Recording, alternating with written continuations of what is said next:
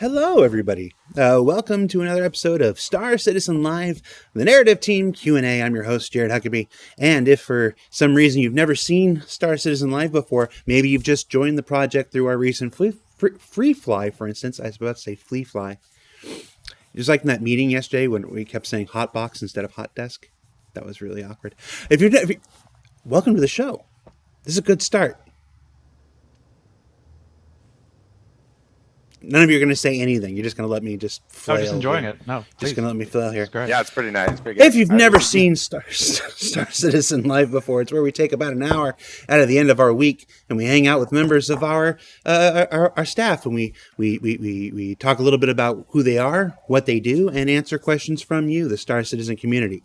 Joining us on the show this week are several members of our esteemed narrative team. Starting with, we'll do introductions this way. A man who probably needs no introduction, but we're going to make him do it anyway. Mr. Dave Haddock. Dave, how are you? Hello. Good. How are you? I'm doing well. Tell people who you are. What do you do? I am the narrative director over here at CIG, and basically we kind of work on both a lot of the fiction stuff for the Star Citizen as well as Squadron 42, where scripts, characters, props, name descriptions, languages.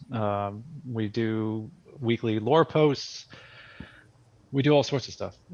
So yeah, we kind of have our hands in many pies throughout the company. So yeah, do a little many pies. Adam, who are you? What do you do for Star Citizen? I am Adam, and I work for Dave, and I work as a writer here and do all those things that Dave needs support on, whether it's lore post, item descriptions, jump point, on and on and on and on. So I thought you were going to say all those things Dave doesn't want to do. I really thought that's where you were going with that. Potentially, yeah. I don't know. It depends upon how it all falls. So, but yeah. And of course, longtime viewers may remember Dave and Adam from our recurring Lore Maker's Guide to the Galaxy series that used to air on YouTube in yay old days. We have two new faces, not new to the company or the project, but maybe new to you. So we're going to start with this direction. It's mirrored here. Blythe, who are you and what do you do for Star Citizen? Hi, I'm Blythe. I am the associate producer for the narrative team. I've actually only been here for a few months, so I am relatively new to the company. So I'm very excited to be here. Excited to wrangle these weirdos. I was going to say, what is a producer for the narrative team? It's like herding cats mostly. But yeah, you take all of the requests that come in for your team, and then you figure out who's going to do this and when are they going to do it, and then you tell them, if they're going to do it, and you get to say no sometimes. That's fun. So, sometimes, not often. Wait, saying no is an option? Wow, we need to talk to your producer, I guess. And nobody told Jared that. That's why he's doing this show. And last and least, Mike Concella, who are you and what do you do? Hi, Jared. First time, long time. And I'm happy to be here. I'm the resident copywriter, member of the narrative team. I work on a lot of the copy you see on the website for, when we come out with new spaceships or release old spaceships into the wild, or when we do any sort of marketing stuff. You see the IAE and Invictus and all the big fun marketing events that cross over into the game. I'm working on those things. Ship commercials, any video content you see that's lore related, a lot of that is coming through me. And yeah, a lot of the strawberry rhubarb pie is mostly the pie that I have my fingers in. But and I was saying, when you ask Blythe what she does, I'm like, Blythe is the one that sorts the pies for us to put our hands into. She's she makes sure that today is the lemon meringue instead of the coconut cream or whatever, and so that's what she does. So I guess this is going to be our theme for the day is pies. Pies. It's going to devolve into meat pies soon, and meat pies are delicious. Pies are disgusting. No. Oh. No. See what I told you? Ooh, uh-oh. It's going to turn into a debate. Now we got our first question. Yeah. And then super observant folks who have been around for a while might recognize Mike as the disgusting homunculus from our That's first true. Easy Hab of Horror video.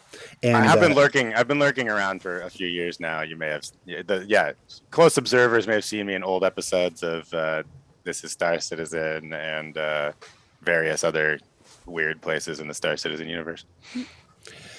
All right, so with introductions out of the way, we'll get into the questions from the community.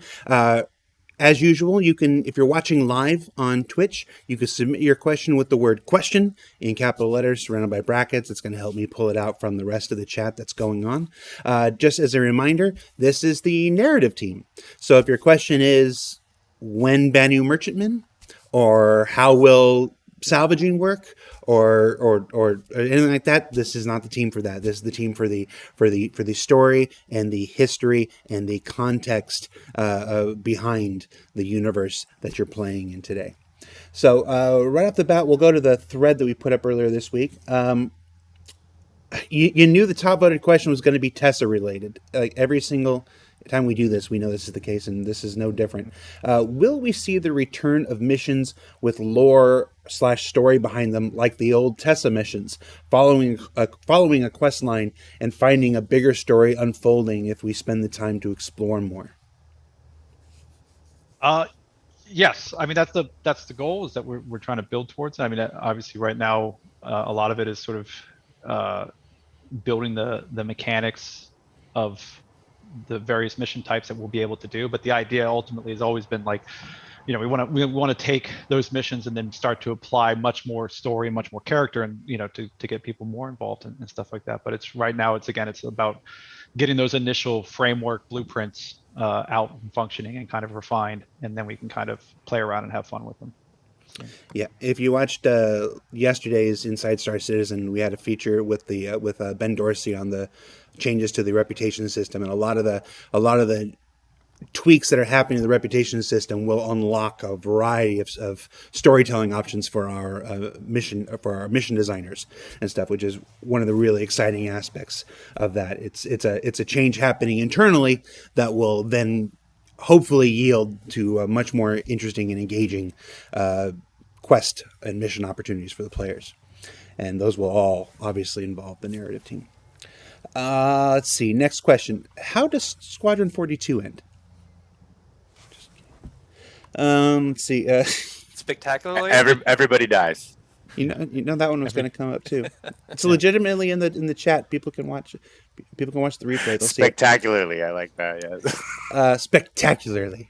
The Klaus and Werner laser repeaters are all named after Earth animals, with one notable exception: the CF-557 Galderine. What is a Galderine? Is it notable though? It was notable to this person.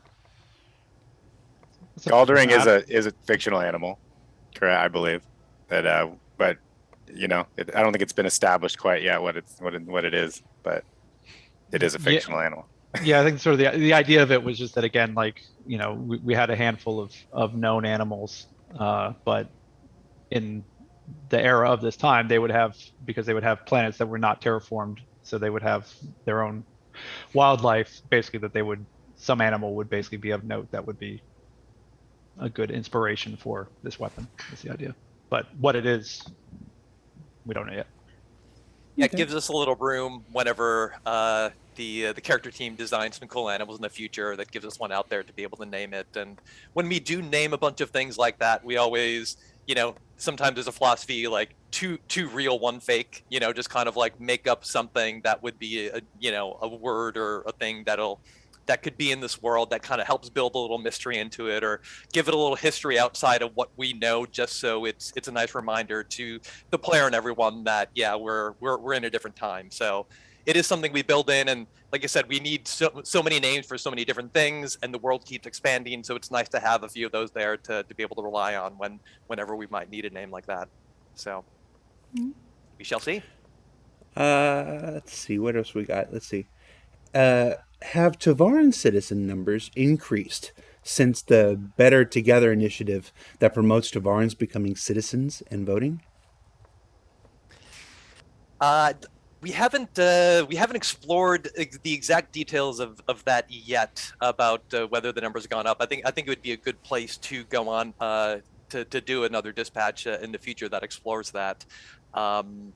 I do think that that's the direction that things are going for the Tavaran in relation to the UEE. I think with Suj Cozy being elected a senator, and with kind of the resurgence of the Tavaran like within the wider UEE culture, that's definitely how it's going. And I also wouldn't be surprised with the war with the Vanduul occurring, and a lot of that happening in or near systems that where Elysium, where the Tavaran are originally from, that they have now been a part of the UE long enough that they would be motivated to come to the defense, sign up, go into the army and the navy, and that is one of the ways you become a citizen. So, yeah, I think seeing an increase of Tavaran presence and engagement in the Empire is definitely happening out there, and is honestly something really cool. I'm looking forward to exploring, as we expand out the game.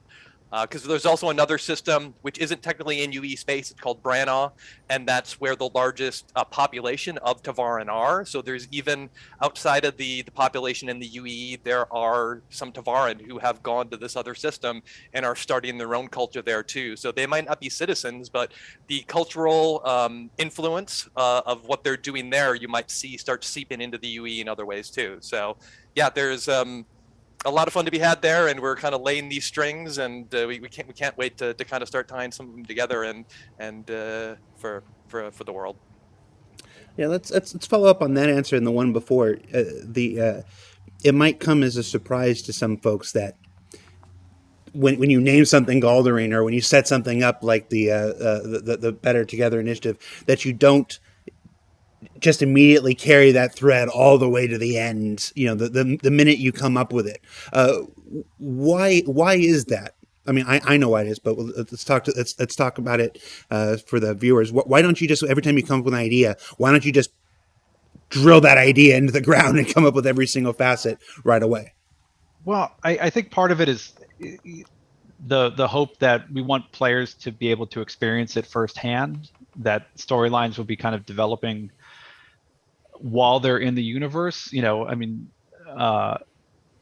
again, down the road, we want to be able to start making these kind of have more of a direct influence on the actual players and what they're doing and stuff like that. And it's basically, if we were to introduce something and then resolve it purely in the fiction, then it's not something that the players get to ever experience. And we want to, again, the idea has always been to make this a living, breathing, growing universe. So we want to allow for that growth, with the players. So it's not just something that we're doing arbitrarily on our own, and we're creating all this stuff, that players are getting to experience it kind of in real time as well, which is kind of fun. I imagine there's got to be some aspect of time management too. You create a bunch of hooks, and then see which ones resonate with the players, which ones don't, and stuff like this. And then you take the ones that resonate, you take those ones, further. You don't just spend time, spend hours, days, weeks developing a thing and then watching it fall flat. Because not everything works. No.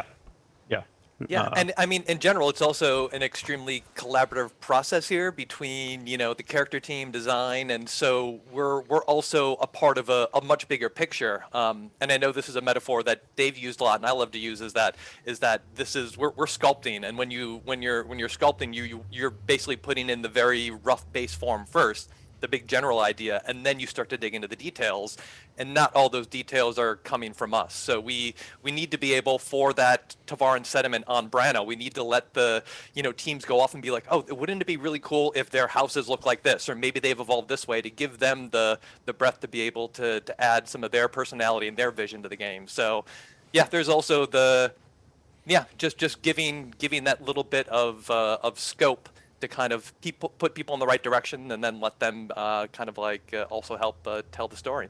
Yeah, the Galderine also is a good example too, because it's like yes, we could have sat there and when we came up with the name, been like, all right, it's a 8-legged lizard-like thing that has huge claws and massive teeth and a stinger tail and all that stuff, which would be fine. But it's we kind of intentionally keep that stuff vague, because once we have a creature designer an artist or designer who are starting to actually build that creature, we want them to have the freedom to be able to do what it is they want to do and satisfy whatever gameplay needs they need to have, or combat things if it's supposed to be an enemy type animal or something like that.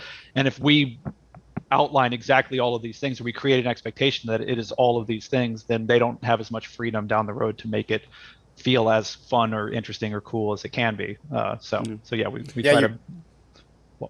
I was gonna say, you really kind of handcuff yourself, if you're getting everything too much, like that's exactly what Jared was saying. You don't want to you have everything just really, really locked in, and then if something kind of doesn't work, or if a design element thinks something else will be cooler, or something in gameplay affects it, right? Like that's like a huge part of this is like that this universe is a living, breathing kind of a thing, even in alpha to some degree, right? So it's like it reacts and it does these things. So and I think that's always been the idea with Star Citizen. Also, like mystery, a bit of mystery is kind of fun because it's like stokes the imagination, right? Like it's like in Star Wars to me gets less and less interesting the more stuff we know specifically about it, and like and that's why the original stuff is cool because it kind of throws out all these vague ideas that really stoke your imagination, and you see things and you hear terms that don't necessarily have context, and not everything would, right? In a real world, like you would hear people talk about animals that you don't necessarily, I've never seen that animal before, I wonder what it looks like, and or whatever. And I think that's really kind of fun, and some things we may never describe, right? You may never see one of these things out there in the wild. It could just be something that exists in somewhere off on a planet you'll never see or whatever. And I think they're having little pockets of that stuff that makes the universe feel bigger, and also does just kind of stoke the imagination. Yeah, possibilities. Leaving things open to possibilities, leaving things open to the better idea down the road is essential in game development. And it's actually one of my favorite hallmarks of Star Citizen's development, that we don't just nail everything down and force everybody into a single track. It's because as the team grows, new people come in, new ideas come in with those new people, and oftentimes they can be better than what we would have come up with earlier. So it's always a good idea to leave things as loose and as open to possibility as possible. We've got a bunch of questions here from the chat here that are more like process oriented, like how you guys work. So let's go into that area here. Let's start off broad here. What is the current role of the lore team, or they say the narrative team, as it relates to Star Citizen and Squadron 42's development? Do you spend time just creating missions, writing stories, developing scripts or storylines for Squadron 42 and its sequels? Like how describe how your team works within the project, I guess. Well, it's a lot of naps. Yeah, I mean, I guess each of those games have vastly different requirements as far as what we do on them. I mean, with Squadron, the storyline is a lot more locked down, just as far as like what the missions are going to be doing. So it's just basically kind of helping the teams as they're building on them and iterating on them, and we'll do reviews as levels are coming along and go, does this need additional content? How's it feel with the existing dialogue? Has the mission changed where we have to showcase a new thing that the player needs to do that maybe wasn't captured in the original line set, stuff like that.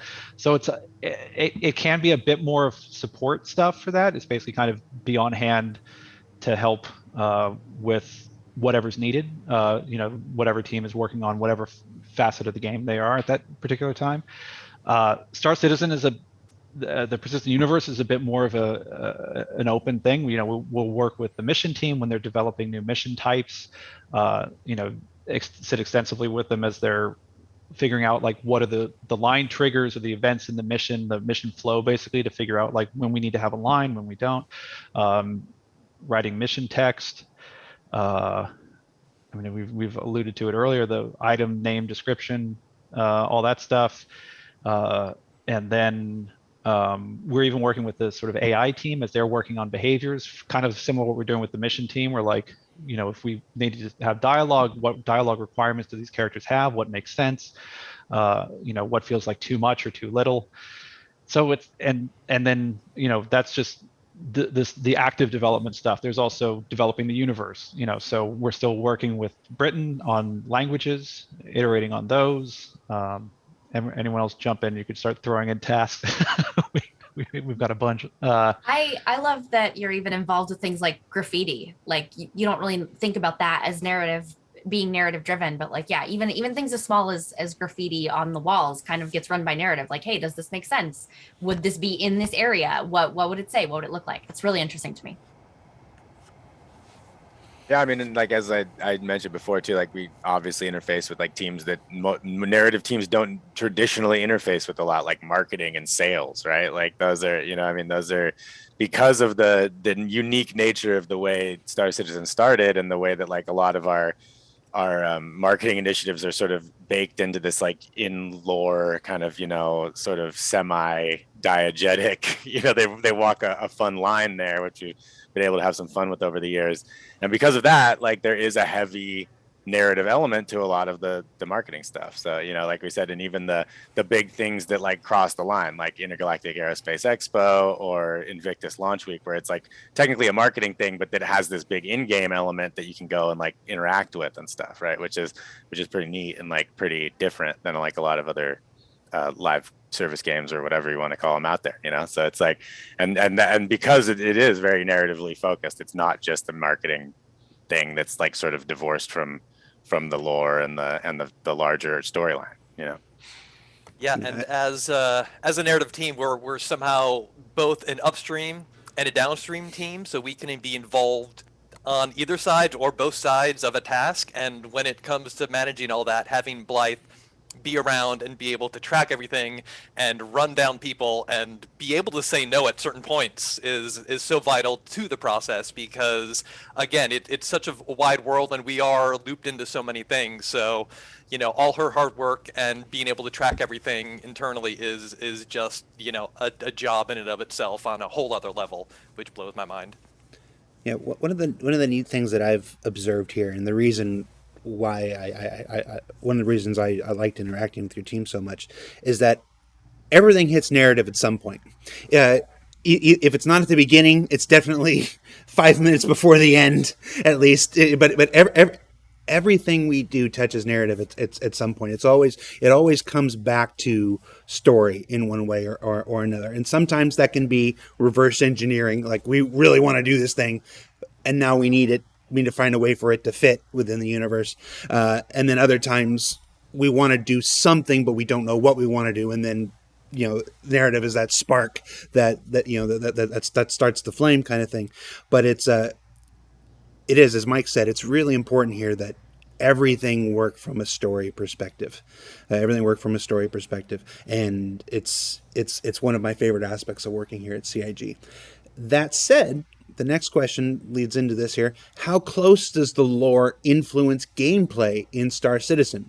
Should the things we read about be indicative of things we as players will eventually be able to do in-game? Who wants to touch this? I think it's going to be you, Dave. Yeah, damn it. I mean, again, in the early days of the project, we would use that sort of the vagueness. We were trying to, it was, with our dispatches, we were doing a lot more stories back then, as well as the news updates and stuff like that. And the idea was that it was trying to capture kind of the sense of what it was going to be like in the universe. That being said, we made a very conscious effort to not, kind of what we're talking about with the animals, like get very specific about stuff. So usually as far as how much lore influences gameplay and stuff like that, usually the lore starts as a launching place for the gameplay, so they can kind of go, what's sort of established, what's the kind of the rough vibe of it. But back in the day, like we would have Tavaran characters in stories, but we never described what we maybe would make a light allusion to a physical feature of them or characteristic, but we never were like, they're 6 feet tall, blah, blah, blah, blah. They have 85 tentacles, none of that stuff. Because again, it was about kind of capturing the feeling of it more than the nuts and bolts of it. So again, the lore will usually work as kind of a launching pad to start discussions about new things, but at the same time, it still tries to be flexible enough where if there's a gameplay reason to do something, they're not inhibited by lore. So it's kind of a give and take. So it depends on the situation, but yeah. Oh, go ahead. No. You're gonna add something. Okay. No, I think lore is a lot like concept art. In a way, it's a fantastic exploration of ideas. It's a fantastic fleshing out of this is how this can work. This is how this is a jumping off point for the game designers, for the artists and stuff to leap from. And sometimes it's a 1-1. Sometimes it's what you develop in lore ends up exactly in game, or 99% in the game, just like it matches with the concept art. And then sometimes it deviates quite a bit. Look at how many variations the Freelancer went through before we finally ended up where we were at. So I don't think there's any hard rule. I think that's one of the reasons you struggle with answering that question, because there isn't just a hard and fast, this is how it always is. Yeah. It's where it works, yes. And also the thing too, like you'll notice too in our stories and fiction that we'll get more specific once the gameplay has come out, because then it becomes a little bit more locked down. So then we can kind of talk about kind of nuts and bolts stuff and have it factor a little bit more into the storyline.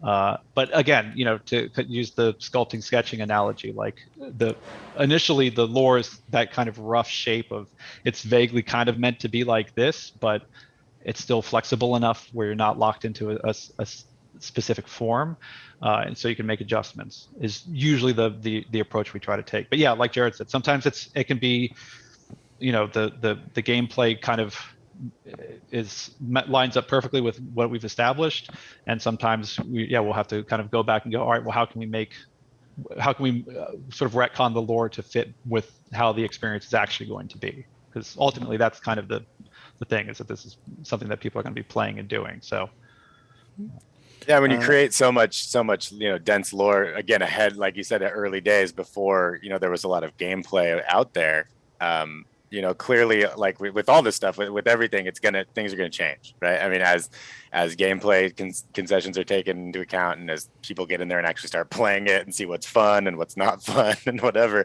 all that stuff is gonna change, right? So I think it's a fool's errand to like parse through all the lore and be like, well, in this thing they put a data card in this one machine and you can't do that in game, and that's weird. It's like, okay, like don't do that, don't nitpick every little aspect of a thing. But yeah, and clearly, if you do send all those complaints to Mike Concella, that's true. Yes, directly. Yeah. Please complain to me. Yeah. But I think I think it's very malleable. But I like the concept art. I never really thought of it that way, Jared. But I like that analogy. It's kind of cool. And like Dave was saying, it's kind of like the first sketches of it, right, or early on, are more vague and more like it might go this way, it might go that way. And as you kind of, as it manifests in game, you can kind of narrow it down until you've got like lore and stuff that matches really, like you said, 1-to-1, as opposed to being more of a concept. Well, one last process question, then we'll get back into like the lore specific questions. How does the lore team tackle the enormous amount of work for the Star Citizen universe? Planets, colonies, cities, food, people, clothes. What do you want to offer us, Blythe? Very carefully. Yeah, it is a lot of work. There's Dave is in meetings like 12 hours a day, so I don't know how he writes anything outside of that, but he still does. It's fascinating.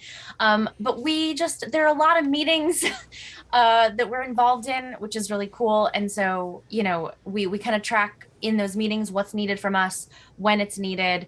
And then of course we have a system. This is all very boring, I'm sure, but we have a ticketing system where, we track all of our work in there, and, we figure out when is it due, when is it needed in the game, all these things. And then we create our priorities based on all of that. And that's just a matter of going through all those tickets and figuring out like who can do this, when are they gonna have time to do it, all those things, and then just planning appropriately. And that's pretty much a producer's job, just figuring out what you can do and when, and just trying to wrangle as much as you can, because there's just so much all the time. And we do our best to get as much done as possible, and hope that the community loves it. No, and Dave won't bring it up, but Dave also is out there directing things like PCAP shoots and stuff from time to time. Like when we were just out there in Europe last week or the week before, you were out there working for pickups with the female player character for Squadron 42. So Yes, it's true. a very busy person. Very We busy had person. good hamburgers. We did have good hamburgers, but we walked all over town before we got there for. Let's see. All right. So back to some lore questions. Are we expecting to see some other major lore rewrites as we did with Death of a Spaceman? Was there a major lore rewrite with Death of a Spaceman? Yeah, the regen. Mhm. Yeah. Yeah, I mean, again, the kind of what we were talking about before with the sort of what's the handoff between lore and gameplay and stuff like that. I mean, part of the reason why we were taking that cryptic approach and the vagueness in the beginning is to prevent us from having to retcon stuff. It kind of creates a lot of a buffer and again a lot of flexibility for people to kind of design within that. But again, occasionally, something comes up where we have to retcon it, but the hope is that we keep that to a minimum because and actually, to be fair, the regen thing actually isn't necessarily a retcon because it developed in sort of real time. So we wouldn't go back and say there was always this tech. This tech sort of was unveiled, 6 months ago or whenever it was, in the universe. So it's kind of a new thing. So I mean, Adam wrote that great Far From Home story about old Jagger trying to reconcile the notion of being, of regen technology. What does that mean for a person and their sense of identity and their soul and like kind of big heady questions, which is really cool. And so yeah, being able to have characters within the universe reacting to that dynamically has actually been a lot of fun. But again, hopefully, there's never a situation where it's like, oh, there are dragons now, like, that type of thing where it has to be a massive pivot. But, so we definitely want to try to keep that stuff to an absolute minimum, just so people don't have to kind of relearn the setting. But if it happens, And if you do want dragons in Star Citizen, go to Twitter and tag John Crew. I'm gonna plead the fifth. It's specifically on this for rideable dragons, right? Just I'm going to escalate this till neither one of us can never use our Twitter ever again. Speaking of the hard questions, since Banu-style slaving and indentured servitude is part of the Banu culture, and the Banu are allies with the UEE, does that mean that the slaver Suli is allowed to transport product through UEE space to North Banu space and along the southern UEE regions bordering Banu space? Come on, Adam. Yeah, do it, Adam. It's all you. Oh, thank you. That's a very detailed, interesting question, and I think something where there could be a lot of interesting, cool gameplay thing because, I'm going to assume that would those type of contracts would violate the UE common laws, which UE systems are supposed to uphold. But as you've seen in Stanton, UE laws aren't always being completely upheld where they are. So certain Banu ships may be able to travel through certain parts of systems and, maybe not run into any interference, but they could be in big problems if they do. It's going to be an interesting cultural question going forward, and I think that'll be, it's also going to be the same with the Xi'an, as there's a Xi'an system in particular that is essentially run by gangs, and when humans pass through, it's like, what's going on here? Why aren't the Xi'an doing anything about this? Until you realize that in Xi'an culture, they've essentially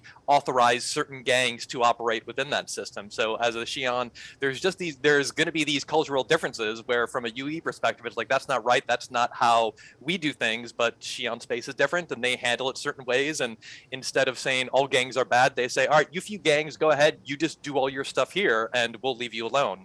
So, I think that's what's going to be really cool and interesting for the players to kind of go out there and experience and see what happens when they kind of brush up against these different cultures and different ways of approaching things. So yeah, of course we don't want to get lock ourselves into something quite yet, but just by bringing up the question itself, you're realizing the possibilities and the storytelling and game playing potential that comes from these kind of like fringe systems or just differences between the species in game. And it might be one of those things too, where it's the based on whatever the interstellar trade accord that the humans worked out with the Banu, that maybe it's the question specifically kind of called out the slave Suli, like maybe they're not allowed to do business inside UEE space because it does violate the common laws and that type of thing. So maybe they don't venture into UEE space and they kind of stay in Banu territory and stuff like that. But so yeah, there's a lot of opportunities for us to kind of play with that, because yeah, it raises really weird, difficult questions from the UEE's perspective of how do they deal with that facet of Banu culture that they certainly don't agree with. So yeah, definitely. I mean, it's a great question. I mean, it's a great just thing to bring up because it brings up all these, like, it's sort of like we were saying, we spark, the lore sparks things in y'all and y'all spark things in the lore sometimes. So it's like, it's like nice to like throw it back once in a while. It's like, oh yeah, how would I thought of that, like, yeah, how would they deal with that? Like, it's an interesting question, like an interesting sort of political, economic question for the future. And I'm willing to bet that when the time comes, that question needs to be addressed, when we've got Banu ships flying through and multiple systems like that. I'm willing to bet that people on the lore team will have differing opinions, and it will be interesting to see where that lands. Is there a consistent storyline or our overarching theme the team is working towards for the game lore, or is the approach a lot more granular, or on an event base or case to case base, or this might be the kind of Roman influence, maybe? Is that what they're talking about there? I'm not sure. But is there a consistent storyline and overarching theme to the entire persistent universe? I mean, yes, there's ultimately going to be one. I mean, again, right now we're sort of, as we kind of talked about it earlier with the one of the earlier questions, we're still building the foundational mission stuff. So sort of the expectation is that once that's kind of in place, we can start enacting these sort of larger narrative things. But no spoilers, but like the conversation has been going on of like, because we're live, when do we want to start introducing these larger things? And we've been doing it with in the Xenothreat stuff in Stanton, and alluding to it in some of the dialogue for other stuff. And so there are definitely threads that we've been laying down. It's just a question of like kind of when we want to start moving that progression forward is sort of the question at the moment. So but yes, the hope is that, I mean, again, there will be sort of there's a large thematic conceit that's sort of guiding the universe. But again, this is, the systems are all going to have their own little storylines going on as well. Like Stanton is currently locked in one where it's becoming this huge question about the crime is spiraling out of control. So how is the UEE supposed to step in? The corporations who own the planets are supposed to be managing this stuff, but they're not really doing a great job. So the UEE's like, do we interfere, and da-da-da. So, that's the storyline within Stanton is kind of in motion as well. But yeah, the hope is that as we kind of refine more of this stuff and get it in, we can start kind of kicking off these sort of larger, more sweeping storylines and stuff like that. So.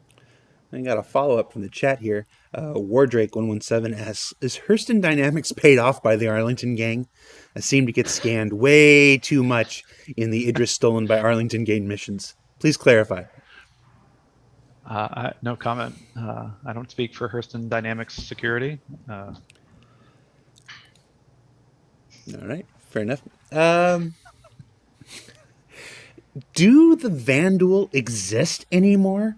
We've neither seen them in Squadron 42 or the PU. Are they still a thing to be feared? Well, Squadron 42 is not out yet. Of course you haven't seen them. I want to know how this guy got a copy of I Squadron. was going to say. Or this person, rather. So Also- how do you answer the question, do the Vanduul exist anymore? They out Yes. there. They're out there. Oh, yeah. Yeah, I think a recent lore hasn't focused on them as much because we have been focusing more on the stuff that's in Stanton and the stuff that you guys are experiencing in game and getting able to play and be there with. But they're definitely still there, and there's also ideas that we want to make sure we don't get ahead of. So as Dave was saying, it's kind of like, yeah, we do have ideas, we do have plans, but yeah, we want to make sure that you're able to experience those in game and not just basically hear them secondhand from us. We don't want to overexpose them before Yeah. they experience them in Squadron. Yeah. Yeah, they won't be as scary. It's like aliens. It's like an alien. You don't want to show the suit too quick. The suit's dope, but you don't want to show it too quick. What would it take to get on the lore team? Pies. Pies. Commitment to excellence and Being too much of a perfectionist. a willingness to degrade yourself. No, I don't know. That's more likely. 20 push-ups. I don't know. It's any number of things. Or I'm just describing how I got on the lore team. But We still don't know how you got on the lore team, Mike. They definitely didn't ask me first. He was grandfathered in. He was already in before we put in stringent rules. Yeah, exactly. That's it. I got in just before the cutoff. What is the lore for Mobiglass being the only competitor in the what would be the future smartphone market? Why is it all Mobiglass all the time? Did they win? Was there a major smartphone war Cola that war? Mobiglass won? Are they the only manufacturer out there? I mean, we'd sort of alluded to others out there. I think it's just they've become kind of, the Xerox. Again, there's that sort of where anything that we mention that you want to see in game has to go through a lot more teams. It's easy to kind of sit and talk about something. It's another thing to represent it in game because you have to get art and animation and design and all the the technical aspects of it to get it in game. So I would expect that there are still competitors out there. I think just Microtech kind of found the right design at the right time and has been iterating on it and probably scooping up any competitors that come up with really compelling ideas and absorbing them into Mobiglass to kind of maintain their stranglehold on the market, be my guess. Would it be possible to have a show? This is a question for me. Would it be possible to have a show that is a dramatic reading of the various serialized fiction stories posted on the website?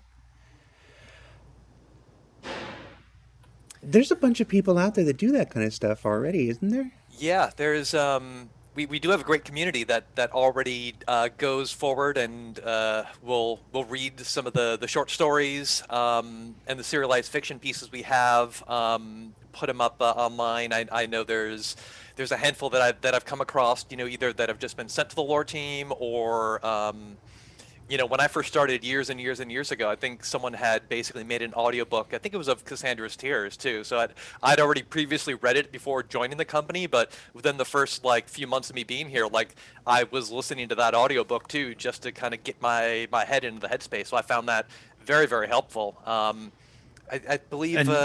Yeah, people Go are doing ahead. also people are doing translations of them. I just actually got a message on Spectrum about one by Astro Sam, I think, who's did a German reading of Cassandra's Tears, and there was Star Citizen News Radio back in the day. I know had done Lost Generation and a couple of other ones. So the community's been great about sort of not only doing just dramatic readings of it in English, but doing it in a variety of languages so people can, appreciate it around the world, which is great.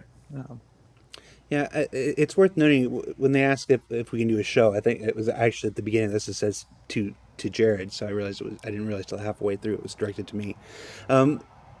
We generally try to avoid making content that steps on the content that our community is already making.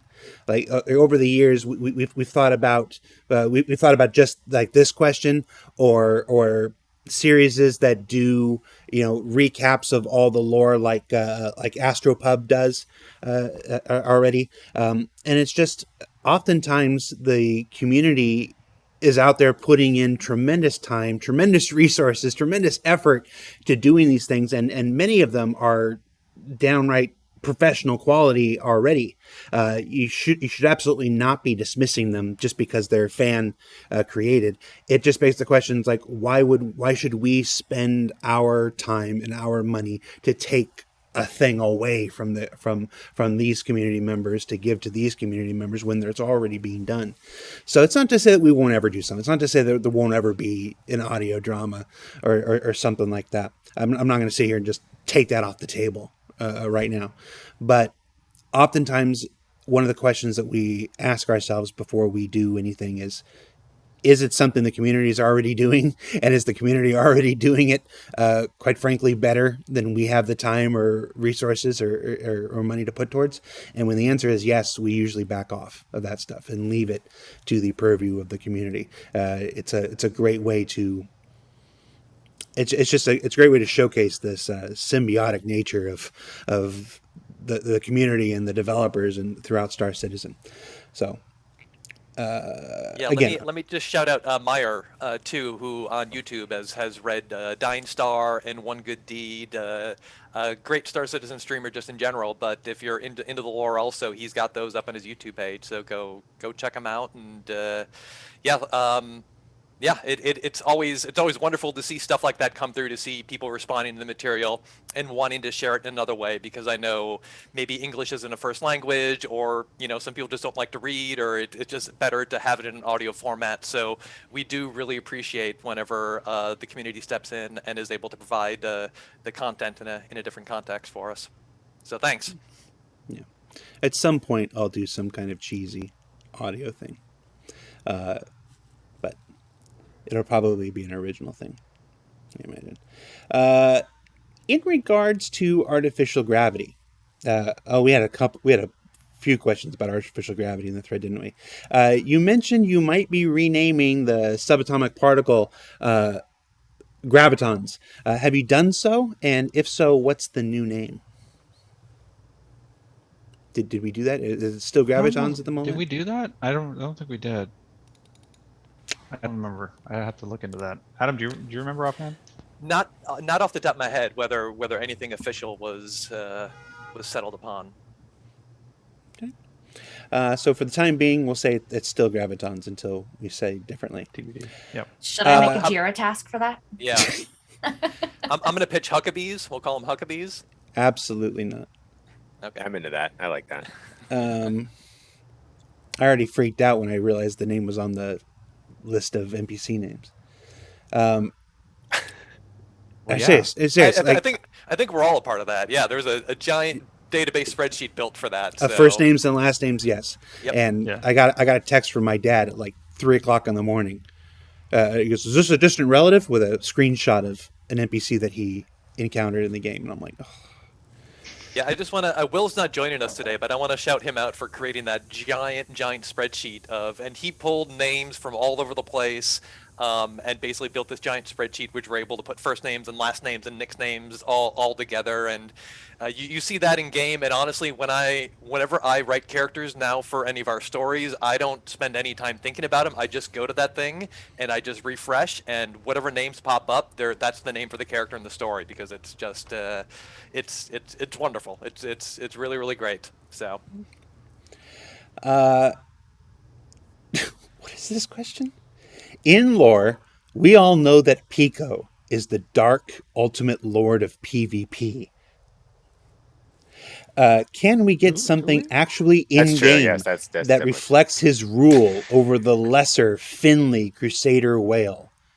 and then there's a giant hail Pico afterwards. We'll leave to clarify PvP is penguin versus penguin, right? That's Yeah. just This is plushie versus plushie. This is clearly a baiting question to try to get the lore team to pick a side in this debate.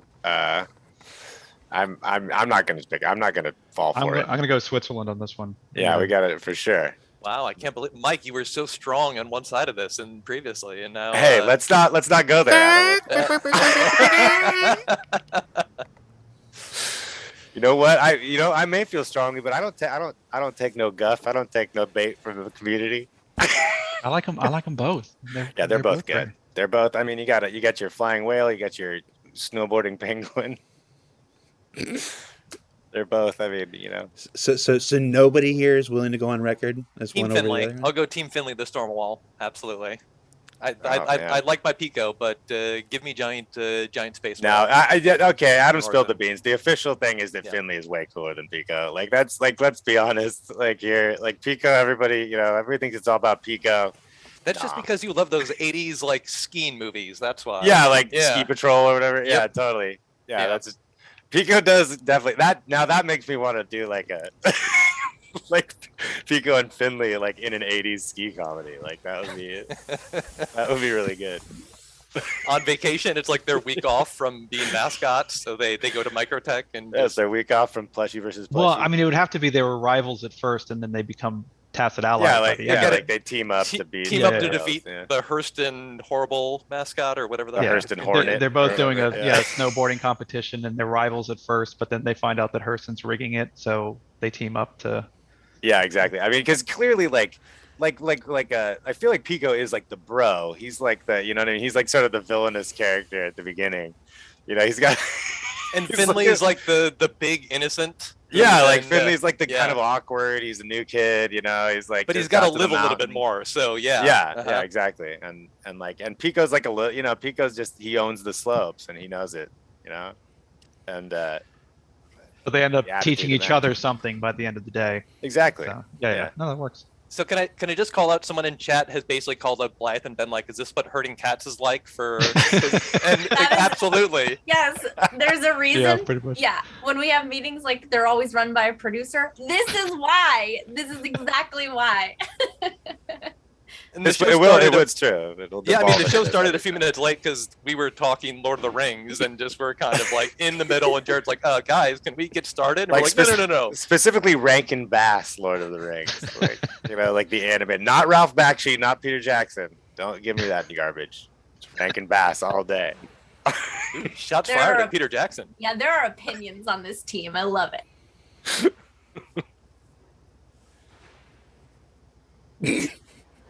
Over to you, Jared. All right, back to this serious conversation. For what reason does the Banu Merchantman need different species bathrooms? The show's done. Just talk mean, amongst yourselves. Everybody poops, Jared. It's true. Don't run from Yeah. it. Yeah. It's so they can be accommodating. Yeah. They Jared's want to make gone. it. This is our show now. Oh, he left. Oh, sweet. Finally. All right, so let's talk about Michael Keaton and Dope Sick. Let's really get into it now. Okay. Finally. Yes. Okay, Okay. good. So wait, Um, Mike. Seriously, sorry. We'll get back to Dope Sick. But Mike, are you anti-rotoscoping when it comes to the Lord of the Rings? Because that's the Ralph Bakshi stuff, right? No, I actually prefer the Ralph Bakshi Lord of the Oh, okay. Rings, but I was just being silly. But I love the rotoscoping, and I think like 40 minutes of like orcs charging is cool. I Right. think that's trippy, and it's dope. Yeah, it's certainly. Yeah, I remember seeing it as a kid and being a little weirded out by it, but I wasn't sure why. It's definitely Uh, like psychedelic and has that vibe to it, which is it definitely disconcerted me as a child. I was much more into the Rankin Bass, but I'm really surprised that you all are opting to talk about Lord of the Rings and not like the bathroom situation for aliens. well, I mean there's not much to talk about. It's like the aliens poop Life. and they need bathrooms and they have them on a Well, merchant. and we don't have enough time anymore. We only have like 5 minutes left in the show. Okay. We've got a good half an hour. That's true, and there's a of lot of material. Keaton to cover. There's a lot Yeah. of Keaton. Yeah, to yeah, cover. true. It's a great Yeah, we point. haven't talked All right. Dope Sick. All right, so Yeah. we'll set up another meeting to talk about this in the future. Cool. Oh, Yeah. and Mike, someone just asked what build you're playing in Elden Ring, or what build. Oh, I'm So- a wretch. I've got a big great sword. I pumped up my strength to 16. Still naked though, no armor. Currently dying on the first boss. So that's my Elden Ring update for any of you guys that are playing. It's good stuff. But yeah. Hey, Jared.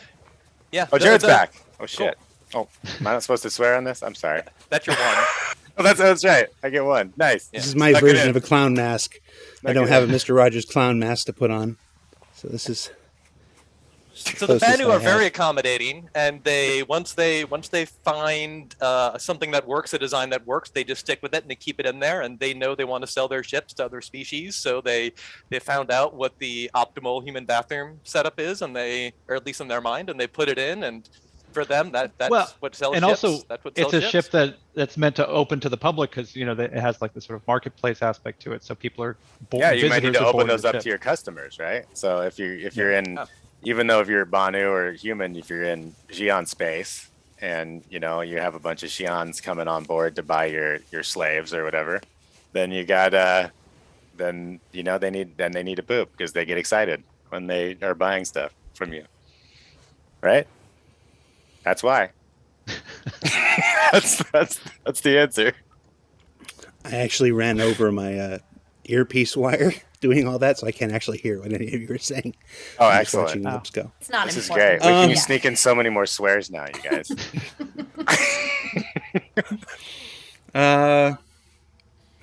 Here. We got time for one more question. Why should we bother with the lore, as it's mostly all subject to change if it needs to fit gameplay? Oh, they're questioning our existence. Yeah. Rightly so. Yeah. I mean, You guys You just don't have making all to. this crap up anyway? If we get too many more of these questions, we're going to fade away like Back to the Future. Every one of us should just with that question. Every one of us should just roll. Did off the a lore thing team right now. ever really exist? Every one of us should just roll off a thing.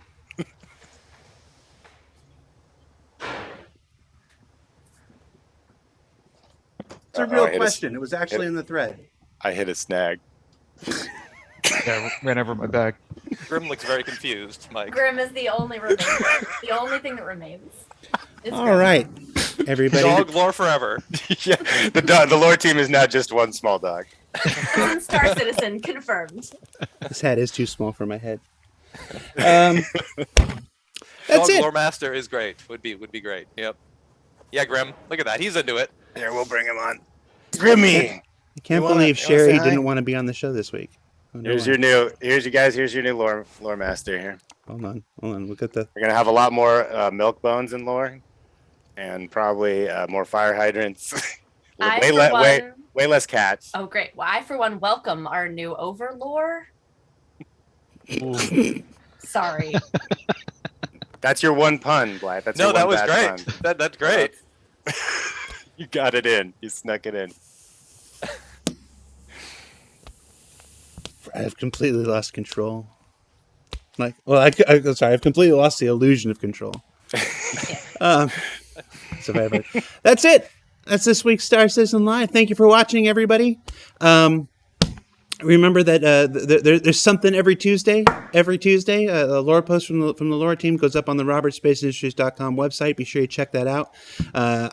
They've hit like every Tuesday since the start of this project. It's one of the longest Don't running jinx it, Jared. and most consistent deliverables in the entire Star Citizen project. It belongs to these And now guys. you've ruined it. You've watched So- it be ruined. So on live. number 2 is me. Number 2 is me, but they're number 1. So And if you have any more questions, we do answer a bunch of ones that pop in our Ask a Dev at least once a quarter, plus other stuff just here and there. So if you have any further specific questions, drop them in there, and they'll be in the go next time around for us. or if you prefer Twitter, it's @_John Crew, all one word. Post your lore questions there, and he'll make sure that they get to the correct people. And if you see us around Los Angeles, like buy us a coffee, say hi, and we'll answer one question. No, you cannot solicit. I'm totally kidding. He's totally kidding, unless you want to. Yeah, I mean, it's up to you. Or He'll it's really answer a good coffee. question. It may not be the truth, but he'll answer it. That's true. And it's not a Star Citizen related question. It's just it's a different question. General trivia. I've seen John Kroom's Twitter handle in chat, so that's good. Good. For folks who were asking about last week's, for those who were asking about last week's EUPU gameplay feature team SCL, we're going to get them rescheduled as soon as we can. As soon as, obviously, with everything going on in the world, they were one of the teams who were affected by, what's going on in the world. So we're going to give them plenty of time, and we'll be back with them on Friday as soon as they decide they're ready. So no rush on that. Also tune into ISC next week. We've got a sprint report and look at the upcoming MISC Hull A that's arriving in the upcoming Alpha 317. And then we'll be right back here on SCL next week. I think it's Q&A with the VFX team. Let's hope they're a bit more structured than they will be. They obviously will be. Than this one was. All right, that's Dave. That's Blythe. That's Adam. That's Disgusting Homunculus. We'll see you all next time, everybody. Take care. Are we off air now? We're absolutely off air, and they're not still just hearing us under a black screen. You can curse again. It's fine. Can't I stop can him say from all. cursing. I can do that. I don't know how you got him to calm Chris- it down, Jared. That's wild. Chris Berman or whatever. Who is it from?